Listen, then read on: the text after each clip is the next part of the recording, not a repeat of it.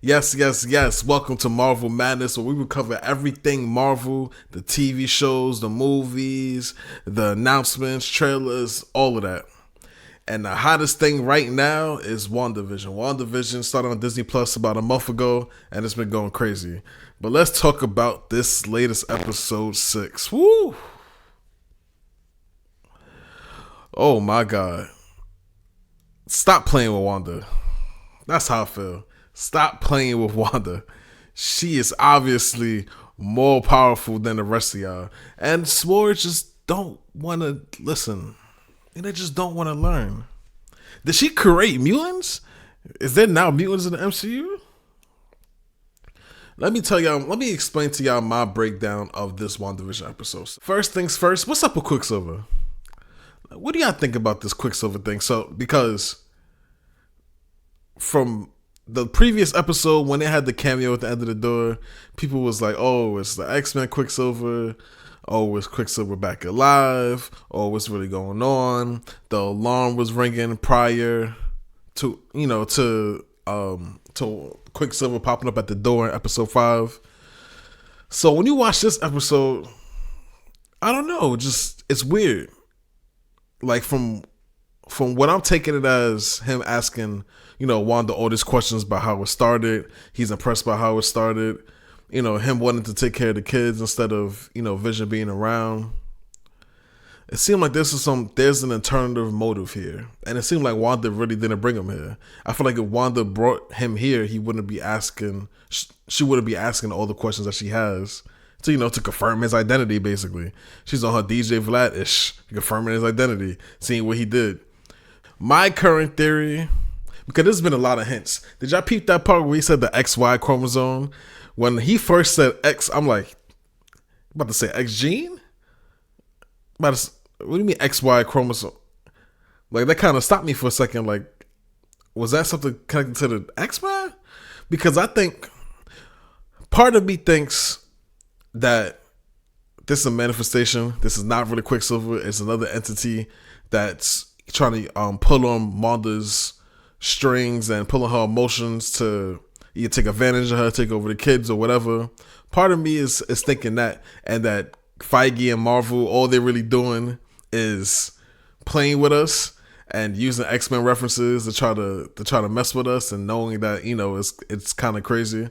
Because it could be a simple fact of they couldn't get Aaron Taylor Johnson back, who was the original Quicksilver back at Age of Ultron. They couldn't get him back, and they wanted to just use a new Quicksilver and write the story that way, which would be more interesting, and to play people's minds more, because they know they're gonna, us fans, we're gonna theorize and think all the things in the world. It could be that, and the Kick-Ass reference that's Wanda said, even in back in episode 5 when he was eating when he called Vision a popsicle. If you go back to X-Men Days of Future Past, he was eating a popsicle when he first appeared. I think they're doing small little hints to try to make us believe it's the X-Men version, but then it end up not being the X-Men version. It really just end up being a manifestation, or somebody sent them in, or who knows. Or there's another theory, because in my opinion, regarding the X-Men and the MCU, after Disney bought Fox, I was always thinking about how would they really incorporate the X-Men. The X-Men are such a extensive past of events that happen in history. It'd be kind of weird to take that away from them to still build their characters to what they are. Professor X, Magneto, Wolverine, they got hundreds of years of history in the X-Men universe, X-Men side. So my thing is, how do you bring that in 2023 or whatever year it is in MCU, and make it make sense to the characters? And to me, the best bet would be to use an alternate universe and then just pull the characters from X-Men that's already existed that you want to. And Evan Peters, everybody loved Evan Peters as Quicksilver. No matter how you felt about the X-Men movies, everybody loved the Evan Peters as Quicksilver. So to me, it would make some sense. This is my theory. It would make some sense if a Doctor Strange type person, seeing what was going on with Wanda, is covering it on his own end, realized he can't enter, or he can't help her stop this, and sends and gets a Quicksilver from a different universe in the same timeline in the 80s when he was first introduced, and brings them, and and he could use his powers a lot easier to enter the bubble and try to get information on Wanda in order to stop her from doing what she's doing. That's possible. It's my theory currently. I think some Doctor Strange things going on. I think that Quicksilver is, I think it is actually the Quicksilver from another universe, from Fox universe. I just think that he was told the thoughts and the memories of the MCU Quicksilver, but he doesn't know everything. So it was just a lot of probably a little research, probably a little okay. And he's trying to play it off. He tried to dodge every question about, his real history, his real past, about Pacific Facts. But I do think that he is actually from the Fox universe. My opinion. I think he actually is. I think he was actually brought there. I feel like it wouldn't make sense if it was Mephisto or Nightmare or another bad guy that's trying to use Wanda trying to use Wanda's powers against her, or try to have some type of advantage over her, and end up being Evan Peters. Unless it's just simple fact that they couldn't get the actor back, and it's really literally just a recast, and Evan Peters is actually playing the Aaron Taylor Johnson version of Quicksilver, and they're using these jokes to try to play it off. It's possible. But I do think that he came from somewhere. I think he did enter the bubble. He wasn't always there. I don't think he was just manifested. And I do think somebody is trying to he's there to get answers from Wanda, to try to stop her from doing what she's doing, but also not seem like she's trying to stop her. Like be on her cool side. Play it off as the brother. Until the scene where he says, "Not like your dead husband could die twice." And I'm looking at that scene like, the last episode you said you didn't know who he was. So unless it's a time period gap, and to our knowledge, she only changes the time period. It's not like it's years later. It's only a day or two later from the previous episode. So I don't think they talk about Vision being dead. So I think he knows that Vision's there. And for some reason, I don't know why that comment will come out. Why would he say that to Wanda? For what purpose? If the whole episode he's trying to be cool buddy with her, like, I don't know why he would say that. So that's real interesting. And to me, I think this is how they're gonna bring in mutants. Now, if you really think about it, Billy and Tommy, they are mutants.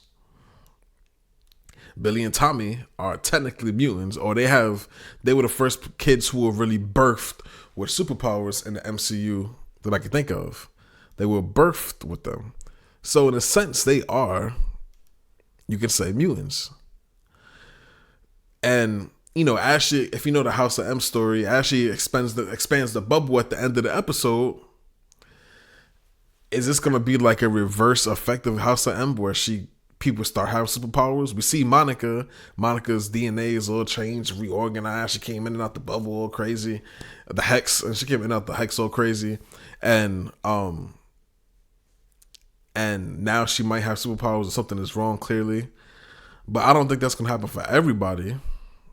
But who knows? We don't know. I had a theory previous to this episode that the hex is actually the Mind Stone. That she's able to control everybody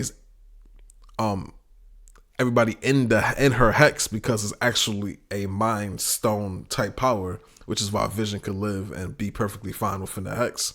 I thought that until I seen Vision outside the Mind Stone Vision outside the hex with the Mind Stone in his head, and now I'm like, I don't know. That theory, dude, that's a great thing about this show. There's like a new theory every episode, new theories every episode, multiple ones. Like, what is really going on with Agnes?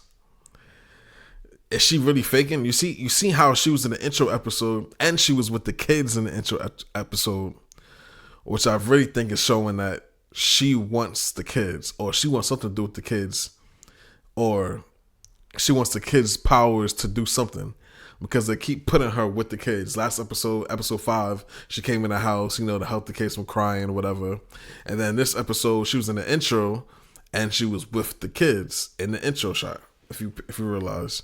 And then the scene where her and Vision in the car, it's like, when Vision is walking towards the edge of town, he sees people doing the same motions over and over again. People are stuck. He's talking to other people, and they don't respond to him. You know, he gets no response. He's just walking like real curious, like what's really going on. But when he gets to Agnes and he asks her a question, she actually answers it, even though it seems like she's stuck. So my thing is Agnes really stuck, or is she really playing us? Is she really playing us? Because I interpreted that scene as she know what's up and she's trying to play it off like she's somebody else in the town when she's really not. Like even back in episode 3, when she said, she stopped her from telling Vision what's going on. She seemed like she knew like what he's about to say. Like she seemed like she was very coherent and there, and that Agnes is really the only one per se acting. Agnes and Wanda is the only ones really in this bubble that's really acting, and they're not really, mind control or something else. I think she's really acting in that scene.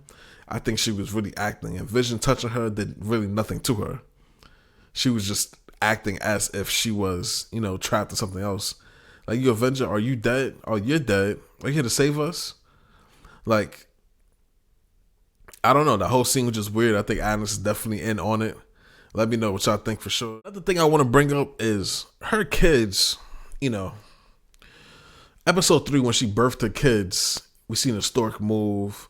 We seen her not being able to control the kids when she wanted to shut them up when they were crying. And it's clear as day that she doesn't really control these kids that she manifested. Is this because they're not under her hex? They're not under her spell?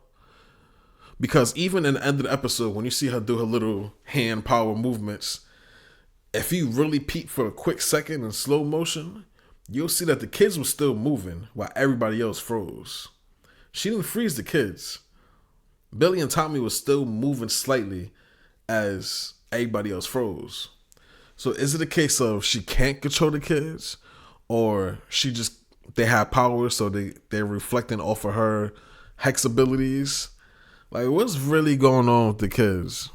What's really going on? And are they going to be alive once the hex is gone? If the hex is gone, shit, we don't know. Well, are they going to really be alive? Like, did she really create these kids? I think she did. But she really can't control them. So I think that's going to lead up to Agnes. And the fact that Vision and Wanda is arguing and beefing and the kids know this.